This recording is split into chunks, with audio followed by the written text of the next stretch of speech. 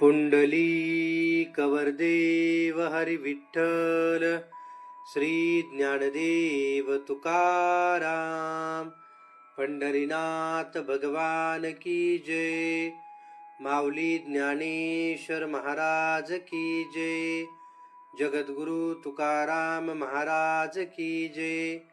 रामकृष्ण हरी.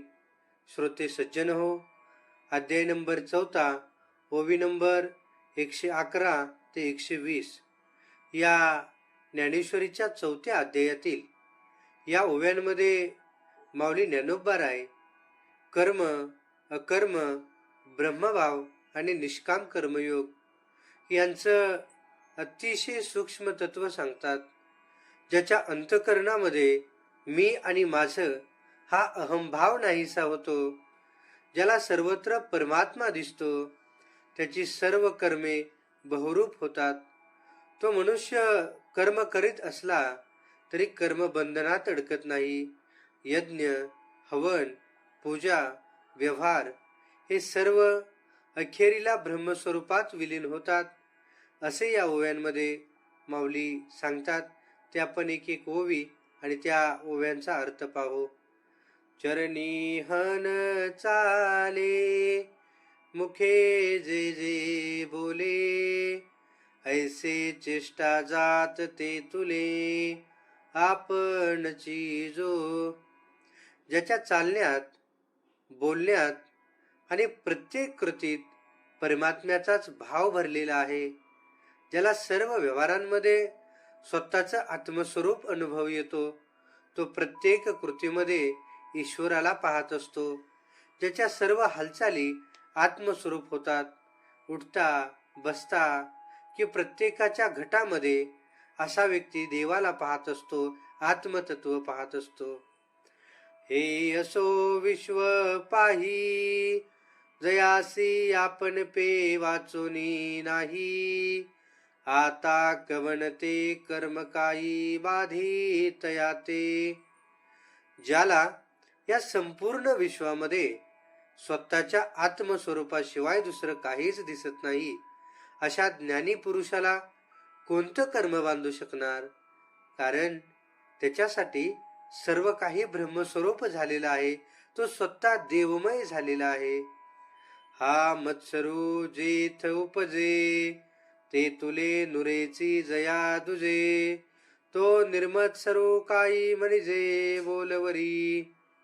मत्सर त्याच ठिकाणी निर्माण होतो ज्या ठिकाणी दुसरीपणाची भावना असते, पण ज्याला सर्वत्र एकच परमात्मा दिसतो, ज्याच्यात मत्सर निर्माण होणारच नाही आणि म्हणून तो खऱ्या अर्थाने निर्मत्सर असतो. त्याच्या अंगी अहंकार नाही, मोठेपणा नाही, मीतूपणाचा भाव नाही, की त्याची निर्लेप अवस्था आहे, त्याची आध्यात्मिक अवस्था आहे, की नवे नवे त्याचं जीवन ब्रह्ममय झाले. मनोनी सर्वांपरी मुक्तो, तो सकर्मुची तो कर्मरहितो, सगुण परी गुणातीतो, येत भ्रांती नाही. आणि म्हणून असा ज्ञानी पुरुष सर्व प्रकारे मुक्त होत असतो. तो कर्म करीत असला तरी कर्म बंधन रहित असतो. तो सगुण जगात वावरतो, पण अंतकरणाने गुणांच्या पलीकडे गेलेला असतो आणि यात काहीही शंका नाही.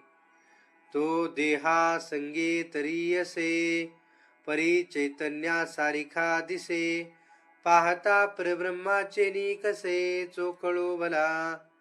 तो देहात राहतो, संसारात वावरतो, पण त्याचे स्वरूप चैतन्यमय दिसते, कारण त्याची दृष्टी परब्रह्मात एकरूप झालेली आहे आणि त्याच्यामुळे त्याच्या प्रत्येक कृतीमध्ये पवित्रता आणि शांतता दिसत असते. ऐसा ही परी कौतुके, जरी कर्मे करी यज्ञाधिके, तरी ती काय आशिके तयांची आठाई. आणि असा ज्ञानी पुरुष जरी यज्ञ, दान, पूजा किंवा इतर कर्म करीत असला तरी ती सर्व कर्म शेवटी त्याच्याच आत्मस्वरूपात विलीन होतात, कारण त्यामध्ये कोणत्याही प्रकारचा अहंभाव नसतो. अकाळीची अभ्रे जैसी, उर्मी वीण आकाशी, हरपती अपयशी उदयली शांती.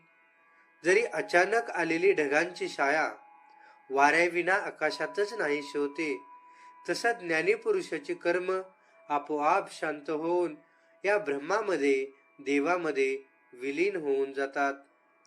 तैशी विधी विधान विहिते जरी आचरे तो समजते, तरी ती ऐक्य भाव ऐक्यते पावतीची गा.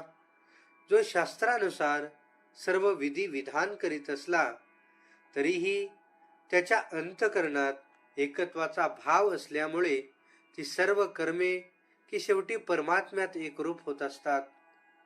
ब्रह्मार्पणं ब्रह्महविरं ब्रह्माग्नो ब्रह्मणाहुतं ब्रह्मेव तेन गंतव्यं ब्रह्मकर्मा समाधिना. अर्पण करणारा, अर्पण केले जाणारे, यज्ञाचा अग्नी आणि आहुती देणारे हे सर्व ब्रह्मस्वरूपच आहेत. आणि जो मनुष्य या ब्रह्मभावाने कर्म करतो, तो अखेरीस ब्रह्मालाच प्राप्त होत असतो. जे हे हवन मी होता, का ये यज्ञी हा भोगता, ऐसिया बुद्धीसी नाही भंगता म्हणून या. मी हवन करणारा आहे किंवा मीच या यज्ञाचा भोगता आहे, असा अहंभाव ज्याच्या मनात उरत नाही, त्याची बुद्धी अखंड ब्रह्मभावात स्थिर राहते. जो इष्ट यज्ञ यजावे, ते हविर्वांत्रादी आघवे, तो देखतसे अविनाश भवे आत्मशुद्धी. यज्ञातील हवी, मंत्र, आहुती आणि सर्व विधी यांनाही तो ज्ञानी पुरुष अविनाशी आत्मस्वरूप म्हणूनच पाहतो आणि त्यामुळं त्याच्या दृष्टीने सर्व काही ब्रह्ममय होत असते. या 10 ओव्यांच्या माध्यमातून माऊली ज्ञानोबा सांगतात की आत्मज्ञान प्राप्त झाल्यानंतर मनुष्याच्या प्रत्येक कृतीमध्ये ब्रह्मभाव निर्माण होतो. तो कर्म करत असला तरी त्याला कर्मबंधन लागत नाही, कारण त्याच्या अंतकरणात अहंकार, मत्सर आणि मीतोभेद नष्ट झालेला असतो. आणि अशा स्थितीत सर्व कर्मे ब्रह्मात विलीन होतात आणि मनुष्य खऱ्या मुक्तीचा अनुभव घेतो, खऱ्या ब्रह्माचा अनुभव घेतो, की देव पण त्याला प्राप्त होतं. जेथे जातो तेथे तो माझ्या संगती, चाल विषय हाती धरून या, हा भाव त्याचा जागरूक होत असतो. रामकृष्ण हरी. या 10 ओव्यांचं चिंतन आपण केलं आहे. पुढील व्हिडिओमध्ये पुढील 10 ओव्याचं चिंतन करूया. रामकृष्ण हरी. धन्यवाद.